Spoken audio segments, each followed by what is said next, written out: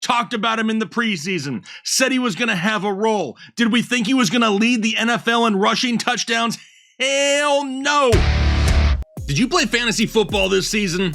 If you did, you had numerous opportunities throughout the year to find yourself saying, what the is going on? And here's 10 instances that I had this past season that made me do just that. First up, Jonathan Taylor from the 1.01, the number one overall pick for so many people, came out and sucked huevos, couldn't stay healthy, couldn't rush for 1,000 yards. Heck, only went over 102 times all year. Woof. How about next up, Kyle Pitts, somebody who came into the season with very high expectations. I'm not going to dive too deep into Kyle Pitts because I guess the doc said he had something to share. What's going on, Jake? You want to hear about Kyle Pitts?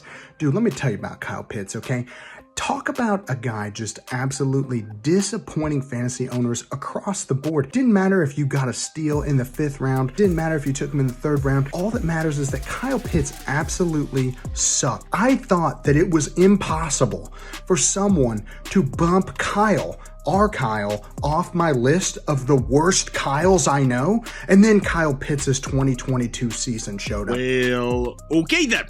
I think we know how the doc feels about Kyle Pitts. What about Russell Wilson going from Mr. Unlimited in Seattle to Mr. Limited in Denver? That's right, a horrible year overall for Russell Wilson in Denver. The coaching was atrocious. The play was even worse. However, at the end of the season, we started to see this offense click a little bit, but don't let that fool you. Don't forget, Teddy B threw for more touchdowns in this offense last year than Russell Wilson did this year. That's something to make you go, what the is going on? What about Geno Smith, the guy who replaced him in Seattle?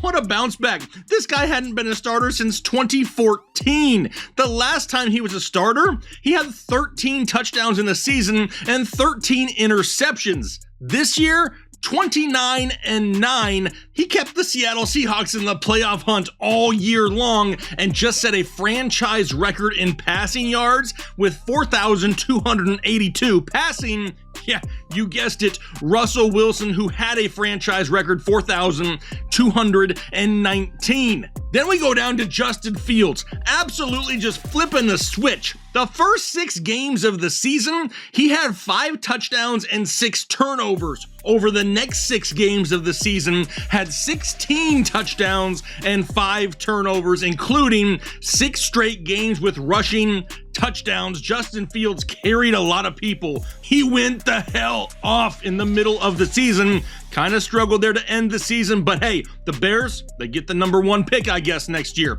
How about the Jags? They go from the number 1 overall pick in the 2022 NFL draft to all of a sudden making the playoffs and winning the AFC South the same year. Now this is an offense that gets back Calvin Ridley, but look what they just did. They went out in the offseason, spent a ton of money on Christian Kirk, Zay Jones, Evan Ingram, and they're doing just fine. The Jags are going to be fun to watch here for a few years, which will then take us down to the GOAT, Tom Brady himself.